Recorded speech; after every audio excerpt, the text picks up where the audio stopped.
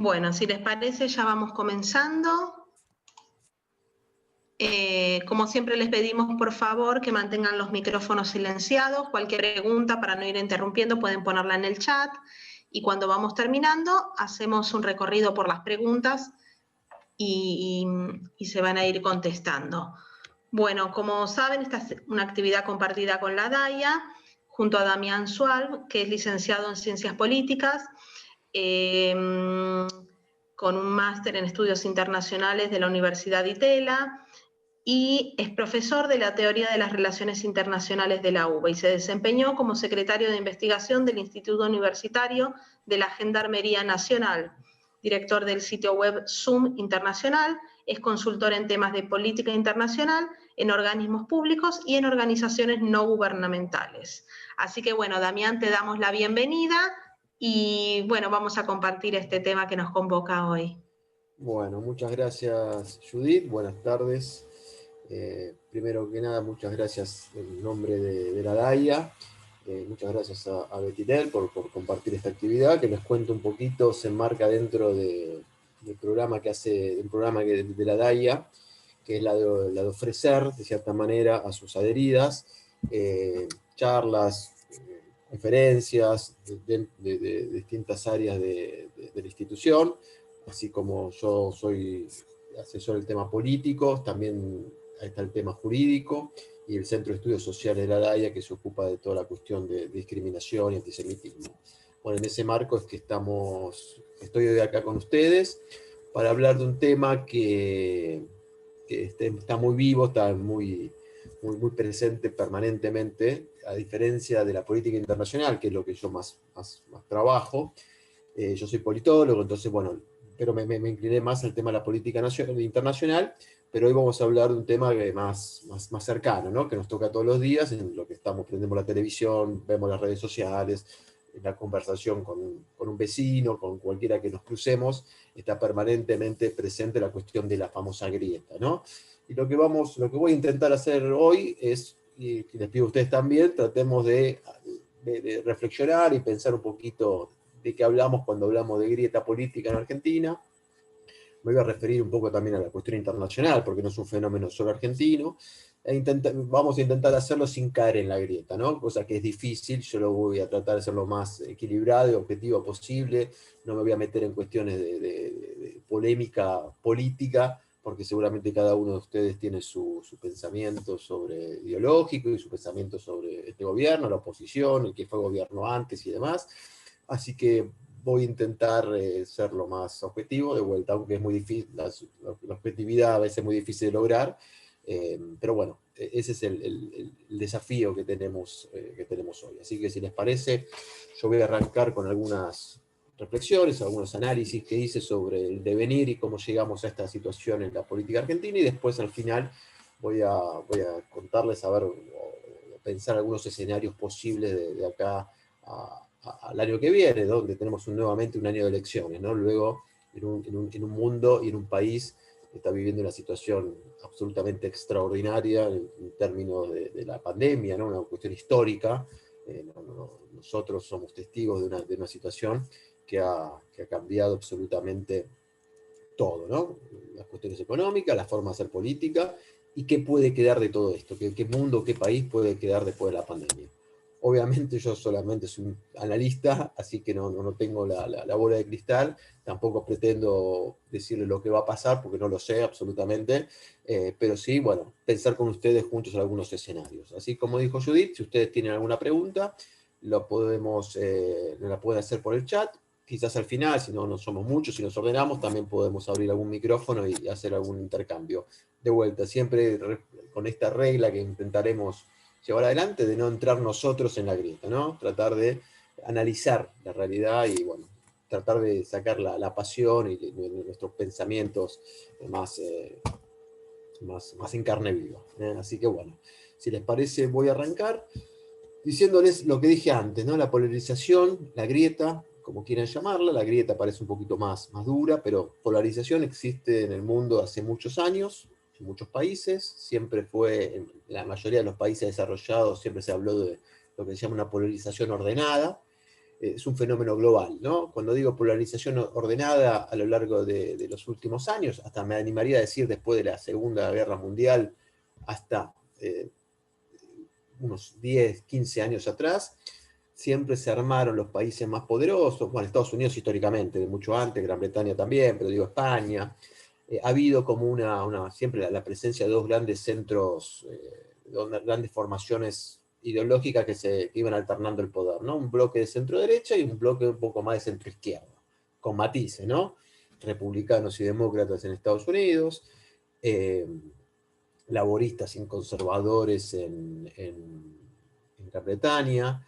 En España tenemos al Partido Socialista de Felipe González como el gran estandarte de los años 80, cuando cayó el franquismo, cuando terminó la dictadura española, y el Partido Popular, ¿no? Que es una figura muy destacada del Partido Popular, fue Aznar, ¿no? Que hizo una gran revolución en ese sentido. Bueno, en Argentina ni hablar del peronismo y el radicalismo, estoy hablando también de la década del 80 y demás. Entonces no es un fenómeno nuevo, tampoco es un fenómeno nuevo que dentro de esos sectores haya radicalización, ¿no? Extremo, ¿no? En cada uno de esos bloques, uno por izquierda, uno por derecha, y siempre han estado presentes, pero no han tenido mucho peso a la hora de influir en los gobiernos, ¿no? En ese sentido, yo creo que eso ha cambiado ahora, ¿no? Lo que estamos notando en los últimos años, por los 10 años hasta ahora, yo ahí marcaría la crisis financiera de 2008, 2009, que afectó al mundo de una manera muy, muy brutal, ¿no? Con mucha desocupación, con mucha crisis económica, con muchos sectores de la sociedad que los países occidentales más desarrollados han quedado afuera de lo que podría ser la gran revolución tecnológica, ¿no? Los nuevos empleos, la nueva forma de relacionarse. Bueno, eso explica un montón de fenómenos. Y esto generó una presencia cada vez más fuerte, a mi modo de ver, de que los extremos dentro de estas agrupaciones tan tradicionales hayan tomado mucho poder. Aquí hablo de extremos, no necesariamente extremos, hablo de extremos, suena raro, ¿no? Pero los sectores más, si se quiere, con ideologías más fuertes, más presentes, con ideas más disruptivas, de cambio. Y acá voy a hablar con nombre y apellido. Hoy en Estados Unidos tuvimos un precandidato demócrata que perdió la interna por muy poco, que fue Bernie Sanders, ¿no? Un hombre que viene de la izquierda del Partido Demócrata. La candidata vicepresidente de Biden es Warren, que también viene con un perfil mucho más de izquierda, para Estados Unidos una rareza. Y esto han ganado espacio durante los últimos años, y eso ha hecho que del otro lado haya una respuesta frente a eso, ¿no? Han tenido éxito en ciertas reivindicaciones sociales, de derechos y demás, y eso hizo como una contraofensiva, ¿no? Donald Trump podría ser una reacción frente a eso, de un montón de gente representada en donde ver el avance de ciertos cuestionamientos, de ciertas cuestiones que parecían dadas, de cierta ampliación de derechos, sentirse excluido porque esos derechos a esa gente no les llegaba, y encontraron en Trump una figura que los podía representar. Y ahí se radicalizó el discurso en Estados Unidos, ¿no? Lo podemos ver claramente en lo que pasa con el crecimiento de grupos nativistas, o lo que se llama de supremacistas blancos. Digo, el enfrentamiento está muy vivo. Hoy escuchamos el discurso de Trump, buscamos el contradiscurso de cierto sector del Partido Demócrata, y vemos que hay la polarización tradicional se ha transformado en una grieta cada vez más fuerte. Lo mismo podemos decir de Gran Bretaña, la aparición de Corbyn, otra figura del laborismo, también luego de cierto fracaso de lo que fue el Brexit y demás, apareció Corbyn, que es una figura también de izquierda, ¿no? Dentro del reino de Gran Bretaña. Esto hizo también que esos grupos dentro de ese partido hayan tenido fuerza, y eso también hizo una contrarrespuesta, ¿no? Y hoy tenemos a Boris Johnson, también una figura muy polémica, también con un discurso muy extremo, que también se ha posicionado dentro del Partido Conservador, ¿no? Pero dentro de los extremos del Partido Conservador. Se va entendiendo a dónde apunto, ¿no? Y estos son dos casos claves. Lo tenemos en España también, Podemos, ¿no? El partido Podemos, que vendría a ser, si bien no está dentro del Partido Socialista, pero ahora son socios en el gobierno, pero es una representación de un partido de izquierda con posiciones mucho más ideológicas mucho más fuertes que lo que era el socialismo, que siempre se mantuvo una socialdemocracia, una centroizquierda, ¿no?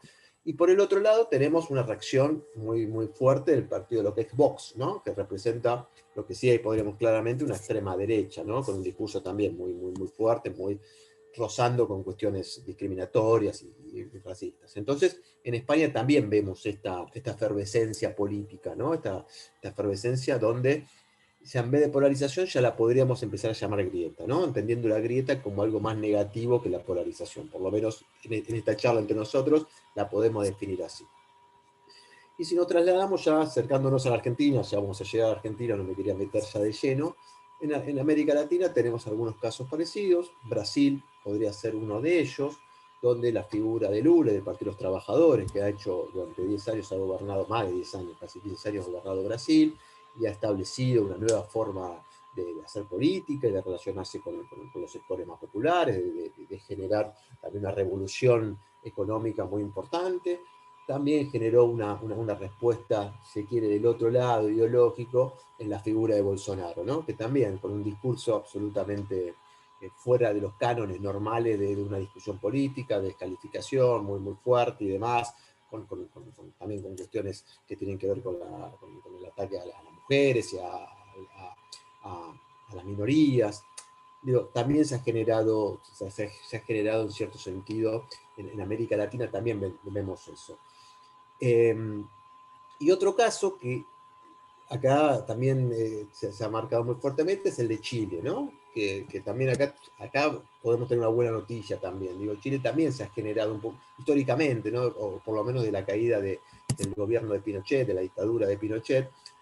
Chile ha sido siempre, las elecciones han sido entre un grupo de derecha y un grupo de izquierda, ¿no? La Concertación, el Partido Socialista adentro, Lagos, Bachelet, eh, Frey y otros candidatos, y un grupo más de derecha, ¿no? Donde, bueno, la figura de Piñera ha sido claramente el estandarte de todo eso. Pero poco por el caso de Chile, también como algo muy actual que pasó, que Chile ha dado un paso importante la semana pasada, el domingo, ¿no? Como que ha dado, acá me adelanto un poquito, ¿no? Pero ha dado como un paso antigrieta, ¿no? El triunfo de la posición que pidió una reforma de la Constitución o cambiar la Constitución que había sido generada durante los 80 con el pleno gobierno de la dictadura de Pinochet, muestra que ahí hubo un acuerdo nacional. ¿Por qué? Porque logró casi un 80% del apoyo. Eso significa que no lo votaron solamente la centroizquierda o la izquierda, también lo votó la centroderecha y quizás algunos de derecha. Quiero decir, muestra cómo los gobernantes a veces pueden canalizar la demanda de la gente, que en este caso se dio de manera muy fuerte y muy violenta durante casi un año. Ustedes recordarán que hace un año Chile explotó con manifestaciones y muchas de ellas muy violentas.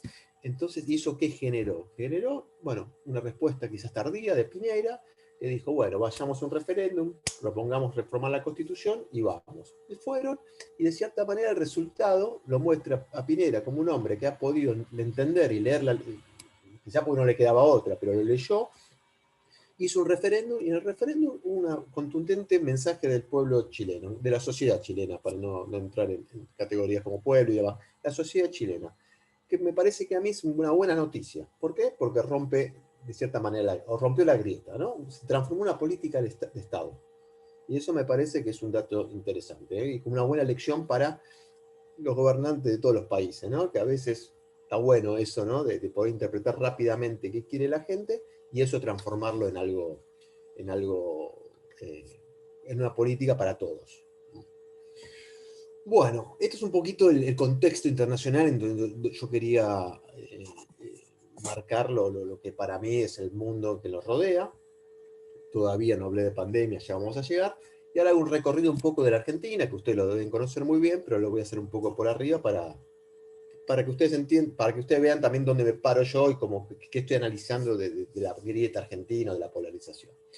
La polarización radicales peronista, bueno, no me voy a meter lo que fue de la Argentina del 55 o de la aparición del peronismo hasta ahora, me voy a pasar el 83, que se dio esa polarización, ¿no? Yo ahí ya tengo conciencia y memoria del 83, el radicalismo y el peronismo compitiendo en elecciones, un triunfo de Alfonsín inesperado, pero era muy marcado que había dos grandes bloques, ¿no? El radicalismo, el peronismo, y obviamente había partidos como la UCD, el Partido Intransigente, que bueno, eran como satélites que tenían su rol, tenían su importancia, pero claramente la división era entre radicales y peronistas. Esto se mantuvo más allá de del final anticipado del gobierno de Alfonsín y la crisis económica. En el 89 también se dio ese fenómeno. Menem ganó con una diferencia, creo, de algo así como el 50-32, la elección de Angeló, pero también el radicalismo y el peronismo se seguían polarizando. De cierta manera, el 80% de la población decidía entre un partido y el otro, ¿no? Eran partidos muy estables, muy consolidados, muy orgánicos, mucha historia, los dos.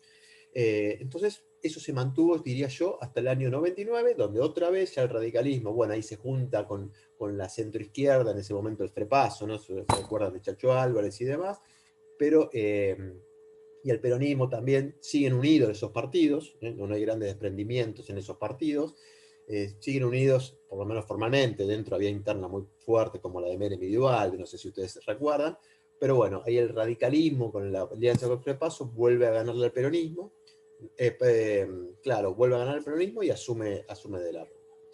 Y acá yo creo que sí, la crisis de 2001 marca un quiebre en esta polarización, si se quiere, ordenada, ¿no? Una polarización que en algún momento llega al 80%, un poco menos, pero se dividía el electorado entre ellos. El 2001, ¿qué pasa? Es el que se vayan todos, la implosión de los partidos políticos, sobre todo el radicalismo, que luego del fracaso de la gestión de la Rúa y el fin de ese gobierno, el radicalismo se fragmenta, pierde mucha representación. Lo mismo pasa con el peronismo. En el 2003 ustedes se recuerdan que hubo 3 candidatos del peronismo, si ustedes bien recuerdan, ¿no? Que eran, Kirchner, y Rodríguez Sá, me estoy olvidando uno, pero bueno, ya me voy a cortar el que venga. Y el radicalismo, bueno, tenía, nada, quedó López Murphy, pero como una figura muy secundaria. Sea una elección que ahí se rompe la polarización porque sea una elección fragmentada. Creo que en esa elección, perdón, y Menem me faltó más importante. Gana Kirchner con el 24, perdón, gana Menem con el 24% de los votos, segundo sale Kirchner y tercero sale López Murphy con el 17%. O sea, pasamos de elecciones entre el que el radicalismo y el peronismo se dividían como partidos orgánicos, casi el 80-85% del electorado, a la fragmentación partidaria. Obviamente que si empezamos a sumar todo lo que sumó el peronismo, quizás llegaba a un número similar de 45 puntos, pero bueno, orgánicamente eso no estaba establecido. Entonces hay una implosión y una fragmentación de los partidos políticos, y hay un triunfo del gobierno de Néstor Kirchner, ¿no? Y ahí eso siempre se dice que, bueno, la idea el que tenía en la cabeza el gobierno en ese momento de Néstor Kirchner era que Argentina recuperara esa idea de 2 grandes bloques, o de un bloque de centro-derecha y otro bloque de centro-izquierda. Se supone que el bloque de centro-izquierda lo representaba el kirchnerismo en ese momento, y bueno, el bloque de centro-derecha estaba como vacante, ¿no? La figura de López Murphy, si bien hizo una gran elección en el 2003, se diluyó rápidamente. Ya la vieja figura de Alzogaray, que bueno, fue uno de los, por lo menos, de los grandes impulsores de un partido de derecha, tanto liberal en la política argentina, bueno, también ya había pasado su etapa de mayor popularidad. Y de cierta manera se empieza a armar este bloque. Y en el 2007, ¿quién aparece? En verdad, un poco antes, en el 2007 aparece, en el 2005 ya apareció como diputado, Mauricio Macri, ¿no? Que en los principios de los 2000, los dos grandes apariciones después de lo que fue la crisis de 2001, uno podría decir fue Néstor Kirchner por un lado y Mauricio Macri por el otro. Mauricio Macri de la nada arma un partido político, de la nada política, ¿no? Él venía ya de ser presidente de Boca, y bueno, obviamente tenía popularmente era conocido por eso, y bueno, por su vida como empresario. Arma un partido político con todas las de la ley, con todas las características que tiene un partido político, lo consolida. 2005 él se presenta, y creo que es 2005 donde gana las elecciones para diputado, y en 2007 se transforma en jefe de gobierno de la ciudad de Buenos Aires, ganándole a un frente de centro izquierda podríamos decir, que en ese momento creo que era Ibarra el candidato, no, Ibarra ya había salido por lo de Cromañón, creo que estaba Tellerman y demás, pero de cierta manera Mauricio Macri se empieza a consolidar como el referente de, pongámosle, centro-derecha, centro en Argentina, ¿no? Entonces esos dos grandes bloques que alguna vez imaginaron, no solo Kirchner, me imaginaron muchos politólogos, de dos grandes bloques que se consolidan, se empezaba a establecer. De todos modos, Macri nunca terminó, salvo en algunos momentos, de arrogarse esa representación de centro derecho, de derecha, ¿no? Como que él sabía que con eso solo no le alcanzaba para captar gente, entonces algunas decisiones o algunas posiciones, sobre todo en cuestiones de derechos civiles, ¿se acuerdan cuando tuvo el episodio cuando él acepta el tema en la ciudad de Buenos Aires de la interrupción del embarazo, que en ese momento Bergoglio, que era el obispo, bueno, ahí no me sale el cargo que tenía dentro de la iglesia, pero era el más importante de la ciudad de Buenos Aires, se enoja porque pensaba que Macri, viniendo de esa tradición, iba a estar en contra de eso. Bueno, o sea, de cierta manera Macri no se animó abiertamente a presentarse como si lo hacía Arzogaray o como otro, como un representante de la derecha o la centro derecha. Creo que inteligentemente, en el sentido de que él sabía que con eso solo no alcanzaba para poder seguir creciendo en política, y lo que hace él es entonces transformarse en un referente fuerte frente al kirchnerismo. Sigue construyendo su partido, sigue consolidándose en la ciudad de Buenos Aires. En el 2011, post muerte, perdón, me estoy olvidando algo esencial, ¿no? Que es la base de todo esto. El 2009, ¿no? El 2009, ¿qué pasa? El campo, la crisis del campo. Y ahí empieza lo que uno podría decir la grieta, tal como la conocemos hoy. ¿Por qué? Porque ese conflicto con el campo divide aguas, ¿no? Empieza a quedar muy claro quiénes estaban de un lado y quiénes estaban del otro, todo entre comillas, ¿no? El kirchnerismo de cierta manera se cierra a sí mismo, y empieza esta distinción entre ellos y nosotros y demás, y yo creo que ahí los medios de comunicación más importantes toman una posición también muy fuerte en favor en ese momento de las demandas del campo. Bueno, yo creo que esa es la fecha clave para decir, bueno, ahí empieza la famosa grieta, ¿no? Y les decían, a partir de eso, luego fallece, justo hoy se cumplen 10 años de la muerte de Néstor Kirchner, el 27 de octubre de 2010. El gobierno de Cristina sufrió mucho el desgaste por esta pelea con el campo, la situación económica producto de la crisis internacional y obviamente por otras cuestiones no era muy bien percibida, pero a partir de ese momento hay como una recuperación. Cristina se fortalece en cierta manera políticamente, Macri se da cuenta de eso, o Durán Barba, que era quien ya lo hablaba con él y con quienes coordinaban el tema político, le sugiere no presentarse a las elecciones de 2011, ¿no? Creo que inteligentemente no se presenta, sale, bueno, Cristina gana por más del 50% de los votos, si no me equivoco también, una elección muy, muy fuerte.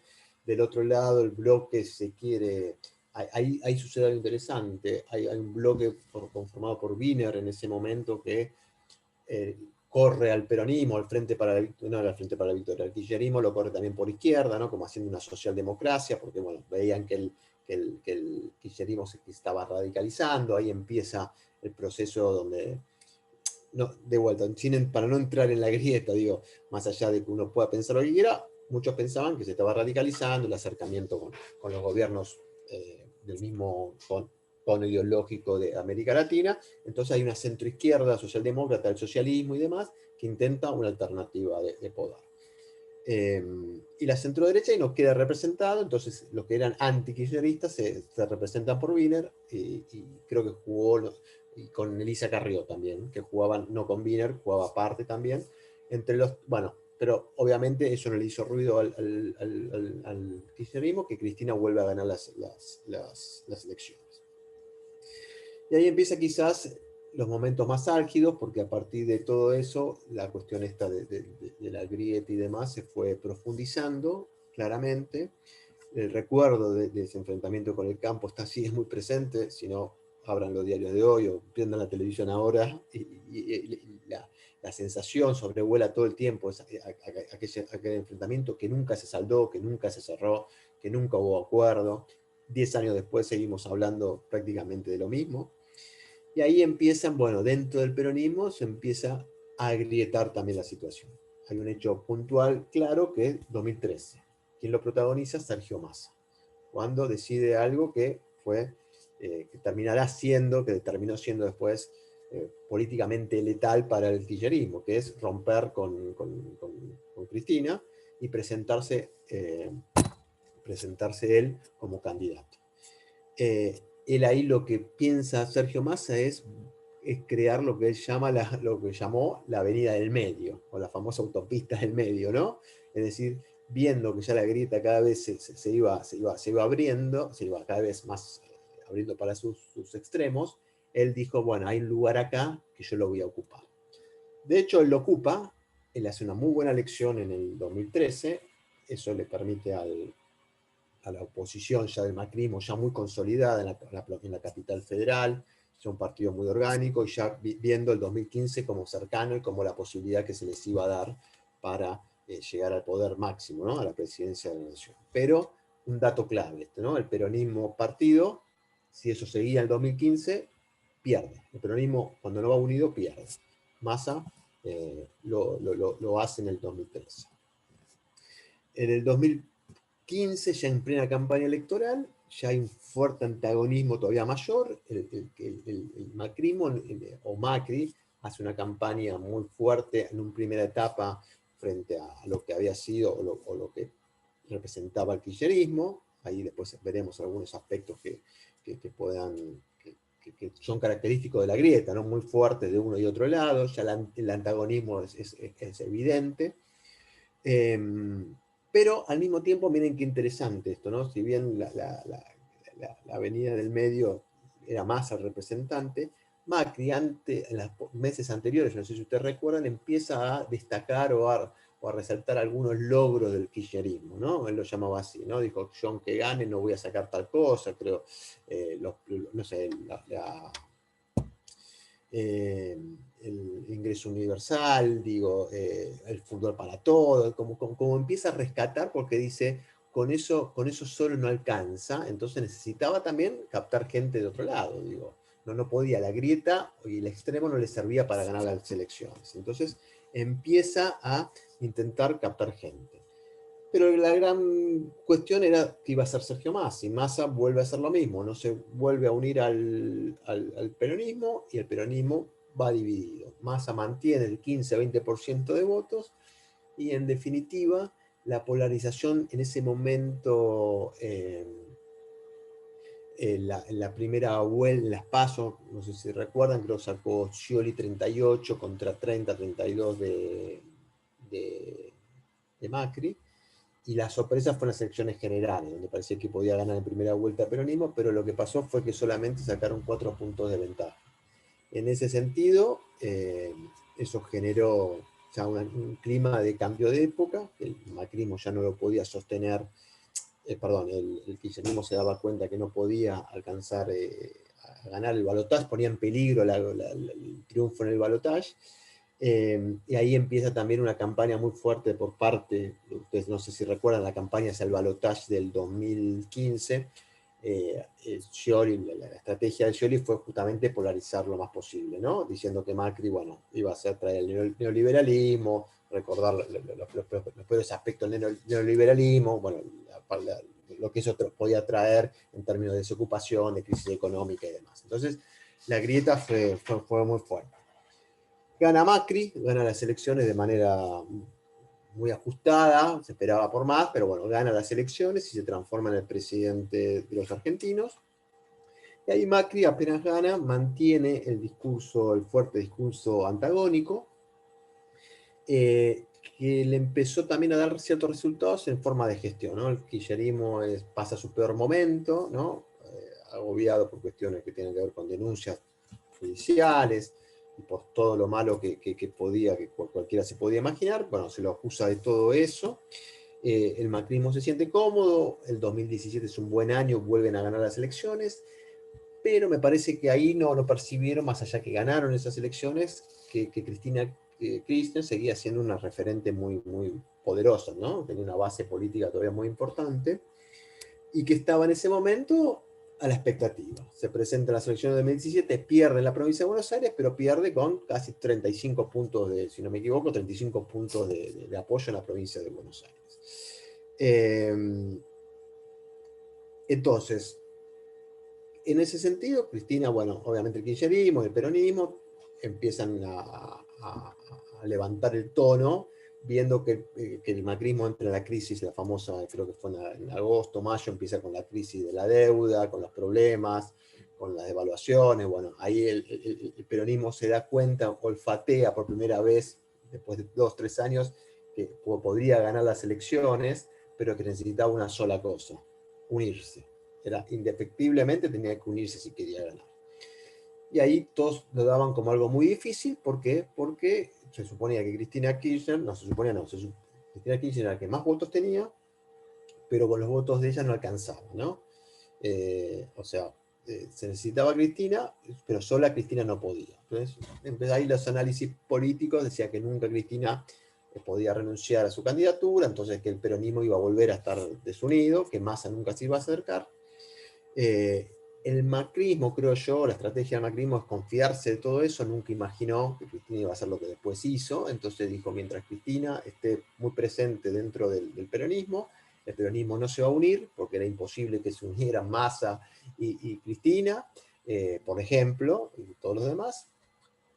Pero bueno, una mañana de mayo nos levantamos del año 2019 y había un video en las redes sociales donde Cristina justamente decía eso, que ella daba un paso al costado en la fórmula y lo proponía a Alberto Fernández. ¿Para qué? Justamente para eso, para lograr la unión del peronismo, que se supone que es invencible cuando viene unido, ¿no? Y Alberto Fernández, mal que mal, o mejor dicho, bastante bien, logra rápidamente el apoyo de los gobernadores peronistas. Le costó un poco más, pero logra la llegada de la unión de Sergio Massa, y el peronismo, ustedes ya saben cómo terminó esto, las elecciones del 2019, hace un año, justo también hoy se cumple un año de las elecciones, no sé si recuerdan cómo salieron, cómo terminaron los cómputos, fueron 48-40, es decir, que el 88% de la población argentina votó entre podríamos decir, el Macri, Cambiemos, Juntos por el Cambio, y el Frente para la Victoria. La polarización, nuevamente, muy, muy marcada.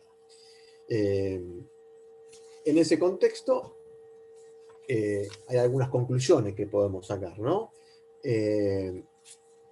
La polarización sirve, o la grieta sirve, si se quiere, en algunos momentos para hacer campaña, para marcar diferenciación, pero parece que no te sirve para ganar elecciones. En algún momento, yo creo que ahí Cristina sí se dio cuenta claramente, en algún momento dijo, yo sola no puedo, necesito moderar a los moderados. Ahí lo piensan Alberto y lo piensan Massa. Y ahí logra, si ustedes ven los cómputos, el peronismo saca los votos que podía sacar Cristina más los votos que le trajo Alberto Fernández, que son gobernadores en ciertas provincias y sobre todo los de Sergio Massa. Es casi matemático, ¿no? Si bien en política no se puede usar la matemática, es casi matemático. Pero bueno, Cristina se dio cuenta de eso inteligentemente y logró una sorpresa política que yo creo que ahí sorprendió a todos. Eso no tengo ninguna duda. Creo que entendió perfectamente Cristina lo que tenía que hacer. Encontró la persona que lo podía llevar adelante, que era Alberto Fernández, y Alberto Fernández hizo el trabajo que tenía que hacer, que era juntar a los sectores más moderados. Entonces, el peronismo necesita los sectores más, si se quiere, ideologizados, o más fuertes, o más cristinistas, o más kirchneristas, pero también necesita a los sectores que en algún momento acompañaron a Massa. Bueno, no me voy a meter ahora en el gobierno de Fernández, pero bueno, la tarea es esa. Bueno, eso sirvió claramente para ganar las elecciones, y lo que se está discutiendo ahora, cómo hacer para gobernar con eso, pero bueno, esa es otra materia que no me voy a meter, ¿no? Macri frente a esto se da cuenta quizás un poco tarde, intenta algo similar, no lo mismo, con Pichetto, también recordarán, para traer una pata más peronista, aunque ya tiene dentro de Juntos por el Cambio, ya es un partido también formado por peronistas, ¿no? Está Santilli, está Ritondo y hay otros más, estaba Monzó en ese momento, Rogelio Frigerio y demás, pero lo trae a Pichetto como una figura que había estado 15 años con el kirchnerismo y lo pone como candidato a vicepresidente. Pichetto hace su trabajo, y lo que hace Macri, ustedes también se acuerdan, entre las PASO y las elecciones, radicaliza de vuelta su discurso, haciendo sí ahí claramente para diferenciarse del kirchnerismo, porque ya se daba cuenta que con el discurso más moderado no le alcanzaba, y logra mejorar bastante su posicionamiento en relación a las PASO.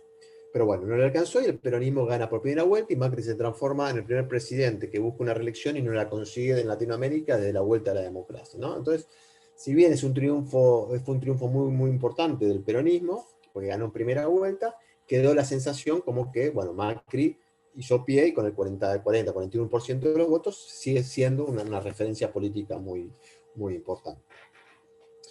Y ahora me meto, sí, ya para ir terminando, que así dejo lugar a unas cuestiones y demás, la cuestión de la pandemia, ¿no? Como la pandemia, qué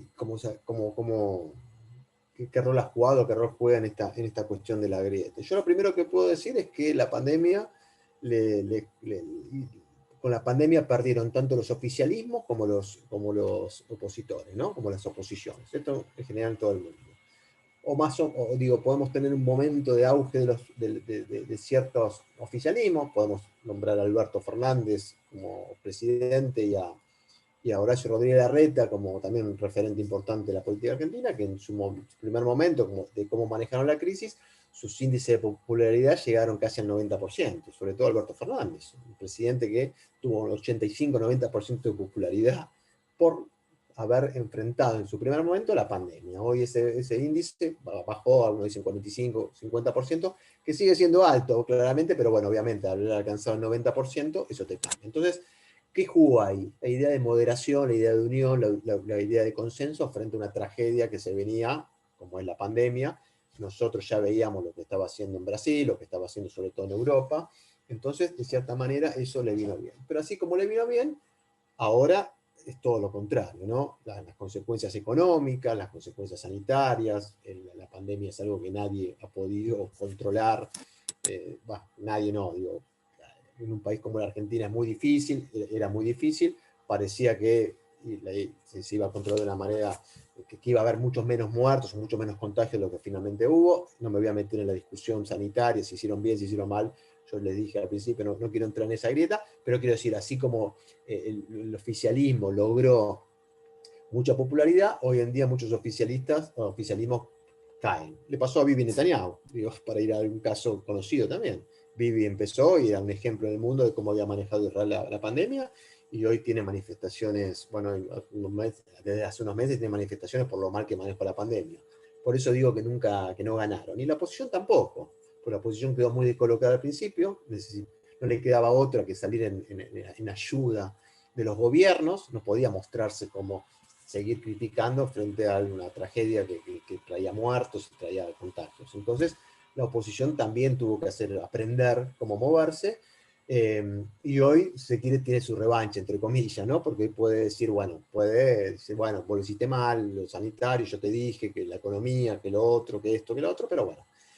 Después se verá qué rol cumple Trump, puede decir lo mismo, ¿no? Trump, digo, la economía norteamericana volaba ante la pandemia. La pandemia, si bien Trump trató de no descuidar la economía, indefectiblemente te perjudica, y hoy Trump, según las encuestas, está cerca, puede perder la reelección. Justamente ¿por qué? Porque la economía ha caído. Quizás no tanto como en otros países, pero digo, ha caído. Entonces, nada, con la pandemia nadie se sintió cómodo. Entonces va a ser muy difícil saber quién queda parado después de esto. Las elecciones, veremos qué pasa. Le pasó, yo me olvidé, bueno, también el caso hay otros países, Bolsonaro lo mismo. Bolsonaro también fue criticado absolutamente por todos, por el desmanejo claro ¿no? de la pandemia en un primer momento, con la cantidad de muertos que siguen siendo... pero más allá de la cantidad, ¿no? El número, digo, la actitud o cómo se paró cada uno de los líderes frente a la pandemia, ¿no? Que es diferente a cómo... que es diferente a los resultados, ¿no? Uno puede analizar los resultados más fríos, pero puede analizar, no es lo mismo como se paró Bolsonaro, o Trump, o Boris Johnson en Inglaterra, que como se pararon, no sé, Merkel, o, no sé, o la jefa de Estado de Nueva Zelanda. Después te puede salir bien, te puede salir mal, eso lo analizamos con los sanitaristas y con los economistas. Pero quiero decir, está claro que Bolsonaro, Trump y Boris Johnson quedaron como los tres líderes que minimizaron, que no le dieron atención suficiente al peligro que era la pandemia, hasta se burlaron de ella. Pero bueno, las consecuencias, y no sé, Trump puede perder las elecciones, Bolsonaro hoy goza de una popularidad enorme. ¿Por qué? Porque en el medio del calabro lo que hizo fue dar un plan de asistencia monetaria a casi 90 millones de brasileños que la estaban pasando muy mal, sobre todo en los sectores donde que generalmente apoyan a Lula o al PT. Le dio, creo que, subsidio por 100, 110 dólares, y ahora lo mantiene un poco menos, pero lo sigue manteniendo, por persona. Trump hizo lo mismo también. Quiero decir, a veces cuando uno habla de las reacciones de los líderes, más allá de su ideología, a veces las recetas son las mismas. Y hoy Bolsonaro goza de muy buena popularidad en Brasil, aunque uno no lo pueda creer. Y Trump hoy está a punto de perder la elección. Bueno, esas son las cosas que suceden. Ahora bien, ya para terminar y para meterme después les quiero nombrar unas cositas que yo creo que caracterizan a la grieta. Hay lugar para una tercera opción en toda esta situación acá, por ejemplo, en Argentina. Yo no la veo. Hoy aparece un grupo que son los famosos libertarios que aparecen. Yo creo que es un grupo que puede más que nada más preocupar a Juntos por el Cambio, porque le puede sacar cierto electorado. Yo creo que tanto el sector de Juntos por el Cambio como el Frente de Todos, el peronismo y el macrismo, para llamarlo así simplemente, saben algo, lo único que no pueden hacer es dividirse. El que se divide acá pierde. El que se pelea internamente pierde. Las elecciones de 2021 y posiblemente las elecciones de 2023. Entonces yo no creo que, más allá, obviamente acá la situación económica es muy complicada y demás, más allá de lo que pueda pasar con eso, que pueda derivar en cualquier otra cosa, me parece que eso lo tienen muy claro todos. Entonces las tensiones, va a haber muchas tensiones, pero en un momento van a decir, bueno muchachos, hasta acá llegamos, ahora nos unimos todos, vamos con los mismos discursos y encaremos las elecciones de 2021. Así que yo me imagino que, no sé, el sector quizás más duro de Juntos por el Cambio, Macri, Patricia Bullrich, Pichetto, terminarán de cierta manera consensuando con la reta, con Vidal, digo, yo creo que no les queda otra que unirse. Y lo mismo creo yo en el Frente para la Victoria, digo, por más roces, discusiones entre la Cámpora o Alberto, el albertismo o lo que pueda significar Massa, a nadie le conviene sacar los pies del plato, a nadie le conviene salir o de vuelta, porque en este extremo de polarización pierde. Entonces me parece que ese es un poco el escenario que yo veo. Vamos a unas elecciones, van a estar absolutamente, entre comillas, contaminadas por todo lo que deje la pandemia y cómo el gobierno pueda reaccionar de acá a unos meses. La cuestión económica acá, en China, en China no hay elecciones, ¿no? Pero digo, en todos lados sigue siendo determinante a la hora de votar. No es lo único, pero es determinante. Y ahora sí, para terminar, porque les quiero dejar unos minutos para que ustedes me pregunten y demás, hay ¿qué es lo que hace que la polarización o la grieta se profundice? Claramente son muy importantes el rol de los medios de comunicación. Hoy si uno prende los canales de televisión sabe a dónde mirar si quiere escuchar una cosa y a dónde mirar si quiere escuchar otra. No voy a dar nombres ni nada por el estilo. Las redes sociales, que nosotros nos llegan los mensajes y demás, nos crean un clima, yo las llamo, son redes sociales para convencer a los convencidos, ¿no? A nosotros nos llegan siempre, aunque de manera inconsciente, pero por los algoritmos y demás, siempre nos van a llegar información que a nosotros nos agrada de cierta manera. Entonces, como que eso también alimenta un poco la cuestión de la grieta. Los medios de comunicación históricamente han sido muy importantes, las redes sociales muy importantes, para ganar o para perder una elección. Ahora yo creo que no son lo único, no son determinantes. Son importantes, pero no son determinantes. Sí para alimentar la grieta, pero no para ganar una elección o para pensar que puedes ganar una elección por eso.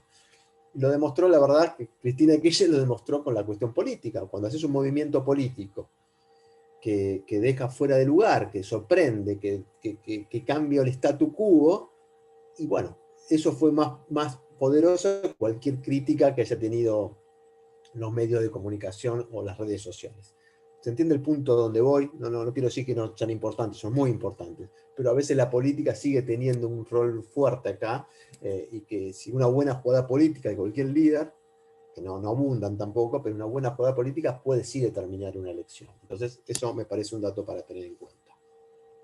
¿Cuáles son las características para decir que una grieta es mayor o menor, o a qué llamamos grieta? Yo acá elegí alguna, ¿no? Cuando se empieza a deslegitimar al adversario. Cuando de un lado se dice vos sos la dictadura, o del otro lado se dice vos sos Venezuela, ¿no? Son como dos extremos. Entonces, si vos decís al otro que sos la dictadura, no podés hablar con el otro. Si vos decís al otro que sos Maduro, no te podés sentar en una mesa con el otro. Entonces ahí la grieta se profundiza. Cuando se niega la identidad del adversario, ¿no? Cuando no sos considerado parte del pueblo o parte de la sociedad. Cuando se utiliza mucho la definición antagónica amigo-enemigo, ¿no? Si sos kirchnerista sos enemigo, si sos macrista sos enemigo, o viceversa. Cuando hay una descalificación moral, cuando no es solo ideológica, cuando hay un exceso de indignación y demás, sobre hechos que pueden ser reales, pero bueno, que se exacerban. Entonces la descalificación moral también impide a las partes sentarse, porque si yo te descalifico a vos moralmente, no me vas a permitir sentarme en una mesa, y si en política no te puedes sentar en una mesa con tu adversario, se rompe cualquier tipo de posibilidad de generar algo en común, ¿no? De vuelta, no me meto, después cada uno tendrá su opinión sobre quién es culpable y quién no de todo esto, pero yo lo que yo lo percibo, ¿no? Y las cámaras de eco, eso, bueno, lo que dije recién, lo que yo llamo las redes sociales, ¿no? Escucho a los que piensan como yo. Entonces, si escuchás a los que piensan como vos, siempre vas a ratificar tu pensamiento. De vuelta, no digo que esté mal o bien, pero esto sí genera claramente la imposibilidad de encontrar un camino alternativo. Otro dato interesante, quizás si uno lo piensa, y hoy ya no se discute sobre algún tema, hoy se discute qué se va a discutir, ¿no? Porque cada grupo discute sobre lo que quiere. Uno discute sobre los cuadernos de la corrupción y otros discuten sobre la fotocopia de los cuadernos. Pongo este ejemplo para decir que ya no se discute sobre un tema. Entonces cada uno intenta imponer su agenda, que es distinta a la del otro. Entonces nunca se cruzan las interpretaciones. Entonces esto también es un reflejo de lo que es la grieta. La otra puse yo, que esto no es mío, ¿no? de otro analista, que se lo saqué a él, que habla de lo que él llama, bueno, esta disputa por los marcos de él y la narrativa apocalíptica. Juan Courel, que es un analista político, fue el que lo planteó, cuando son las campañas del odio, ¿no? Que se usaron por partes, un poco en la campaña de 2015, un poco en la campaña de 2019, se usan esa campaña del odio, de decir, bueno, que el otro es el mal absoluto y demás, ¿no? Exagero un poco, pero es así. Y también otra cosa que también lo plantea Courel es la invisibilización de los matices. Ya no hay matices, ¿no? Ya hay como que juegan los extremos. Bueno, espero que nada, no los haya atosigado con un montón, me apuré un poco al final para que entre todo, pero es un poco lo primero que hice es un poco el contexto internacional, después lo quise trasladar a la Argentina, y lo último, algunos conceptos para darnos cuenta cuando la grieta está más agrietada y cuando la grieta es menor. Entonces, nada, les agradezco la atención y me fijo si hay alguna pregunta y la traslado por acá, o no sé si Judith, bueno, acá me dicen que no. Si bien dijiste que no tenés la bola de cristal, ¿qué pensás acerca de vamos a tener elecciones de medio término o no? Rodolfo. Bueno, es una buena pregunta porque se empezó a dudar sobre la cuestión de las PASO. Sí. Las PASO han sido un mecanismo que se creó en el 2009, luego de la derrota del Kirchner en ese momento, del kirchnerismo. Que la idea está, la verdad, está desde el punto de vista politológico, es interesante, ¿no? Esta posibilidad de que los partidos políticos disputen entre ellos, esto que hablamos antes, ¿no? Canalizar las distintas posiciones dentro de los partidos políticos, grupos de distintas posiciones, para que elijan candidatos en común. En la práctica esto no se dio, históricamente no sé, son muy pocos, aunque en el interior o en provincias eso se da más, los grandes cargos generalmente no se disputan. ¿Se acuerdan? Macri en el 2015 se supone hizo las PASO con Sáenz y con Lirita, pero bueno, ya era como muy, muy cantado todo. Entonces siempre se le empezó a criticar esta forma, por lo que representa muchos gastos económicos en situaciones de un país no lo puede. Y ahora con la cuestión de la pandemia, las dificultades que va a generar todo lo... hay que ver, ojalá que tengamos la vacuna y que estemos ya a esa altura del año que viene listos, ya lo que puede generar ir a votar en estas condiciones. Y se está hablando, hay rumores, creo que en el diario de domingo salieron, que el gobierno está buscando eliminar las PASO. Yo creo que va a ser, si es una decisión unilateral del gobierno, va a ser muy complicada. Yo creo que si se toma una decisión de esa naturaleza, debería ser muy consensuada con todos. Con todos, digo, con toda la oposición y con todos, y que todos salgan y digan, bueno, la vamos a anular porque excepcionalmente, y después veremos qué hacemos, pero no podría ser algo, me parece a mí, no hay un contexto político, por todo lo que estamos hablando, para que el gobierno tome esa decisión. ¿Por qué? Porque rápidamente, ya la veo venir, se van a sumar a decir, bueno, que el gobierno la saca por la cuestión, por los intereses políticos, y aparte hay que tomar una decisión rápida, porque si no en marzo, ya estamos en noviembre casi, diciembre, enero, febrero, en marzo empezaría ya el calendario electoral, para las elecciones para las PASO de agosto. O sea, si se toma una decisión, yo la única forma que la veo posible, que me parece que podría darse, es de un gran acuerdo nacional entre los partidos políticos. Sería, aparte, muy bueno que se sienten en una mesa y lo puedan hacer, ¿no? Retomando el ejemplo de Chile ahora de este fin de semana. Veremos, esa es un poco mi idea. Y también ayer, ya digo, ya para terminar, no sé si alguno quiere preguntar algo más, se abre el micrófono, no hay problema. Bueno, ahí Ernesto me va a preguntar algo. Bueno, después hago un comentario, pero la carta de Cristina, que justamente ayer Cristina también, una cosa bastante sorprendente, dice que la cuestión del dólar y la idea bimonetaria argentina se soluciona con un gran acuerdo nacional, ¿no? Bueno, nada, eso también, ¿no? Está claro que se necesita para ese tipo de cosas y otras, que todos se sienten en la mesa, pero bueno, es algo que los argentinos están buscando hace muchos años y todavía no se concretó. Ernesto, si querés sacar el micrófono y... También entré más tarde. Sí. Estoy acoplado. Sí. Puede ser que tengas dos dispositivos, Ernesto, quizás por eso. Ahí lo está arreglando. Ahora, ¿me escuchan? ¿Me escuchan? Sí. Sí. Sí, tenía dos y acoplaba. Ante todo, entré más tarde, pero lo que escuché, felicitaciones, una exposición muy clara. Quizás las preguntas que yo te pueda hacer, la reflexión que pueda hacer, ya la dijiste, por eso también pido disculpas.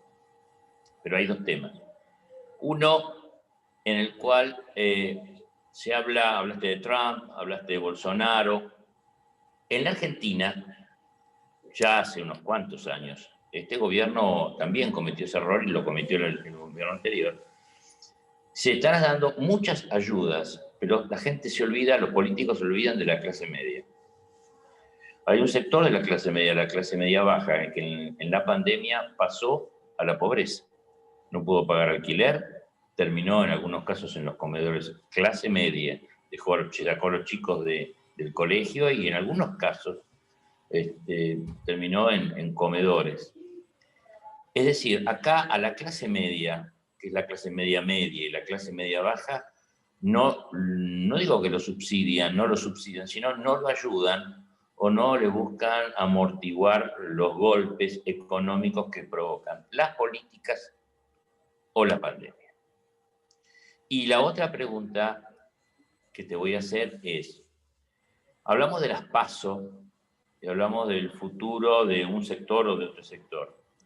¿En qué situación está la sociedad argentina donde en algún punto está en el pensamiento de que se vayan todos y la credibilidad política de la mayoría de los políticos, por no decir casi todos, no existe y están absolutamente devaluados?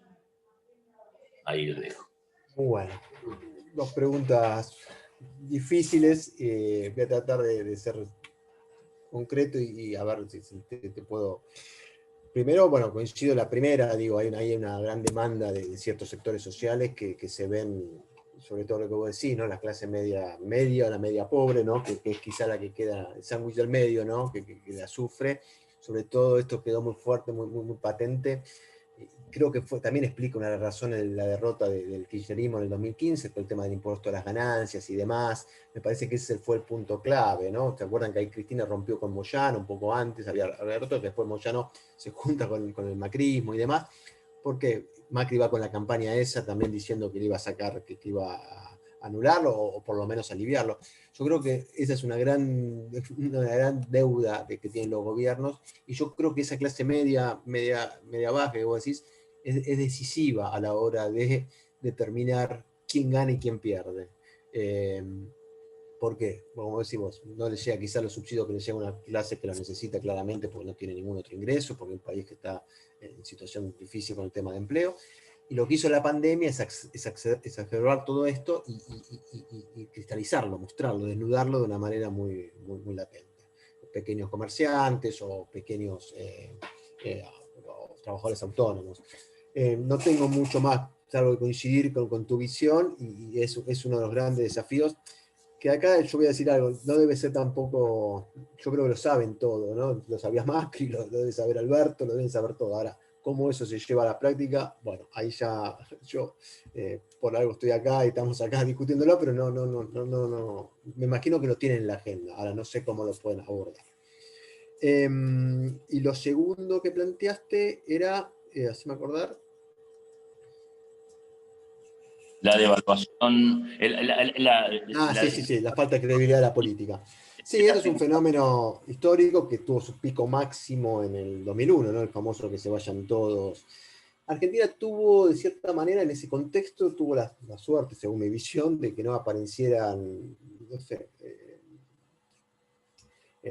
alternativas extremas, ¿no? De vuelta, con discursos muchas veces que ha pasado en Europa y que ha pasado en otro lado del mundo, al ver un desprestigio de la política. A ver, Trump, Johnson, Bolsonaro entran, son gobierno gracias a su discurso antipolítico y anti-establishment, ¿no? Es muy interesante ese fenómeno. Trump no se explica solo, digo, no hay que enojarse con Trump o con Bolsonaro o con Johnson, hay que entender por qué llegan ahí.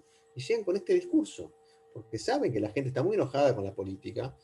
Los que lo votaron a Trump en muchos estados que fueron decisivos siempre habían votado demócratas, pero cuando vieron que los demócratas no le podían dar respuesta, como vos decís, sobre todo económicas, bueno, van al discurso quizás a veces más facilista, más de resolver la cuestión. Yo creo que ahí en Argentina se pasó ese peligro, luego se generó mucha efervescencia política con el kirchnerismo, un grupo muy intenso, una minoría intensa se le llamaba, ¿no? Porque tenía mucha presencia política. El macrismo de cierta manera también logró llevar Macri decide, más que el discurso pueda verse ser muy crítico de la política, Macri hace una carrera política tradicional, forma un partido, creo que una vez se lo dijo Cristina, dijo, formen un partido político y ganen. Y Macri formó un partido político, así que uno puede criticar mucho a Macri y demás, pero él formó un partido político, nunca llegó a presidente de la nación, digo, después podemos discutir un montón de cosas. Entonces, en ese sentido, yo no veo la posibilidad que este discurso, que está muy presente en la sociedad, se pueda consolidar en un liderazgo. No lo veo.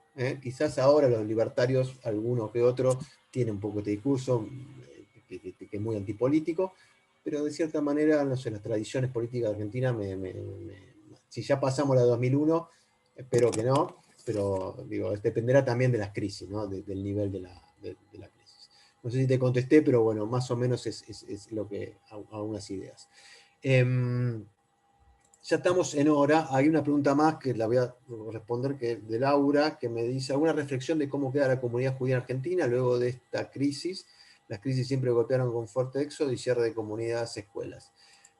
Bueno, sí, claramente. La comunidad judía, como parte de la Argentina y de una clase media de la que estamos hablando recién, pero yo está sufriendo fuertemente la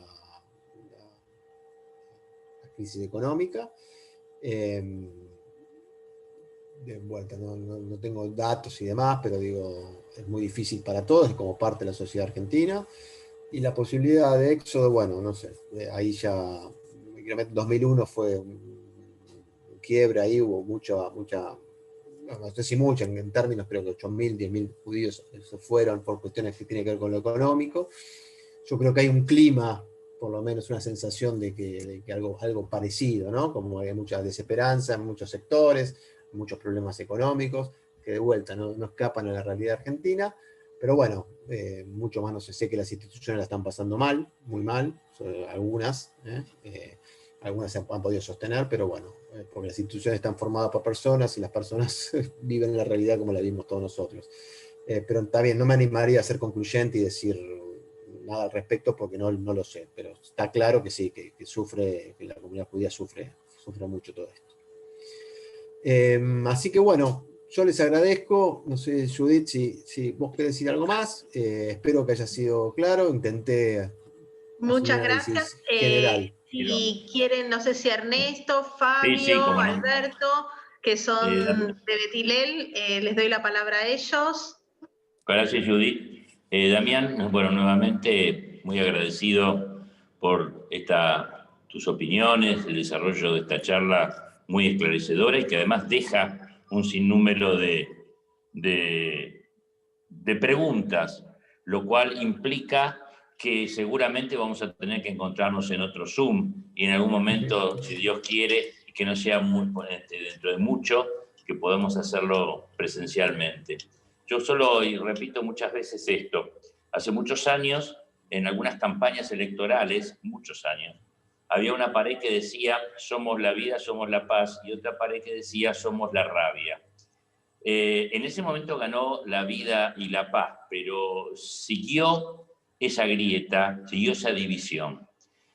No tenía la profundidad que tiene hoy día, pero esperamos que con esclarecimiento, con personas como vos que pueden dar un desarrollo de la situación y que permiten pensar, y el pensar también va a permitir ubicarse por arriba de estas grietas y que esta pandemia nos permita también reflexionar sobre el otro y cómo estamos con el otro, podamos empezar a trabajar y estar juntos en este país y terminar con estas preguntas tan difíciles que tenemos de que te hemos hecho en esta oportunidad. Nuevamente, muchísimas gracias, felicitaciones por tu exposición. Muchas gracias, Ernesto, y también en nombre de la DAI, de la comisión directiva y de todos, agradeciéndoles, ahí lo veo Alberto también, el miembro de la comisión directiva de la DAIA. Para nosotros es un gusto compartir con ustedes este tipo de actividades y ojalá pronto nos podamos ver ahí en persona. Gracias a todos. Gracias. Chao, chao.